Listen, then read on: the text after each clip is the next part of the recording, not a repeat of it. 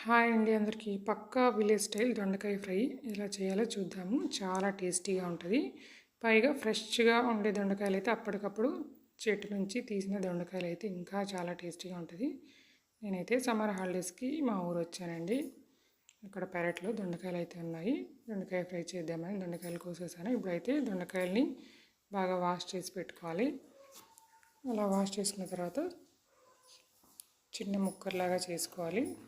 దొండకాయను sides cut చేసేసుకొని మధ్యలోకి చీల్చేసి మళ్ళీ మధ్యలోకి చీల్చి 3 ముక్కలుగా చేసుకోవాలి.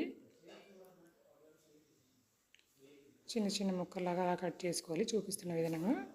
ఇప్పుడైతే దొండకాయ ఫ్రైకి ఆనియన్స్, పచ్చెనగపప్పు, జీడిపప్పు, కరివేపాకు, అలాగే పోపు దినుసులు, పసుపు, ఉప్పు, ఆయిలు, కొబ్బరి, వెల్లుల్లి, అలాగే కారం 3 కలిపి మిక్సీ పట్టుకున్న మిశ్రమం అండి. ఇప్పుడైతే ముందుగా స్టవ్ వెలిగించేసి కడాయి పెట్టేసి కొద్దిగా ఆయిల్ అయితే వేసుకుందాము.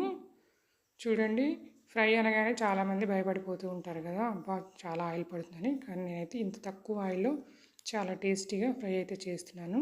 చూసేయండి. ముందుగా పోపు దినుసులు అన్నీ వేసుకొని, అలాగే జీడిపప్పు కూడా వేసుకొని, అలాగే కట్ చేసుకున్న ఆనియన్స్ కూడా వేసుకొని లైట్గా ఫ్రై చేసుకుని కరివేపాకు అలాగే ఎండుమిర్చిని కూడా వేసుకోవాలి.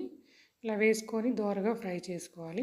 అలా దోరగా ఫ్రై అయిన తర్వాత కట్ చేసుకున్న ముక్కల్ని, దొండకాయ ముక్కల్ని కూడా యాడ్ చేసుకోవాలి. అలా యాడ్ చేసుకొని కలుపుకుంటూ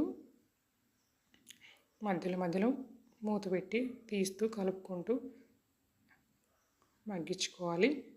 అందులో కొంచెం పసుపు యాడ్ చేసుకొని అలా కలిపేసుకొని మూత పెట్టాలి. అలా మూత పెట్టడం వల్ల ఆవిరి అనేది బయటికి పోకుండా ముక్కలు అయితే బాగా ఉడుకుతాయండి. మనకు అప్పుడు ఆయిల్ ఎక్కువగా పట్టదు.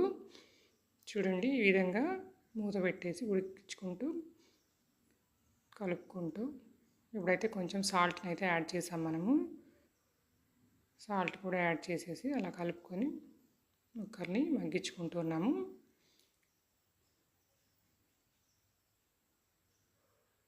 ఇలా మగ్గిన తర్వాత ముందుగా రెడీ చేసి పెట్టుకున్న కొబ్బరి, వెల్లుల్లి, అలాగే కారం 3 మిక్సీ పట్టుకున్నాం కదా, ఆ మిశ్రమాన్ని కూడా ఇందులో వేసుకొని కలుపుకోవాలి. ఇలా కలుపుకున్న తర్వాత మళ్ళీ ఒకసారి మూత పెట్టి మగ్గించుకోండి. ఇప్పుడైతే బాగా మగ్గింది కదా, కనిపిస్తుంది మనకు, కలర్ అంతా చేంజ్ అయిపోయింది. మనం ముక్కను తీసుకొని నోట్లో వేసుకోగానే తెలుస్తుంది మగ్గిపోయిందని. ఆ టైంలో మనం ధనియాల పొడిని కూడా వేసుకోవాలి. ధనియాల పొడిని కూడా వేసి బాగా ముక్కలకు పట్టేటట్టుగా కలుపుకొని మళ్ళీ కొద్దిసేపు అలా వేయించుకోవాలి. అలా వేయించుకుంటే మన దొండకాయ ఫ్రై అయితే రెడీ అవుతుంది.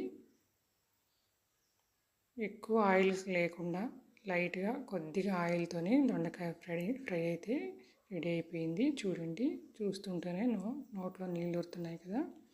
ఈ దొండకాయ ఫ్రైని మీరు కూడా ఒకసారి ట్రై చేసి ఎలా వచ్చిందనేది కామెంట్ రూపంలో చెప్పండి. ఇలాంటి మరిన్ని రెసిపీస్ కోసము నా ఛానల్ని సబ్స్క్రైబ్ చేయండి. Thank you.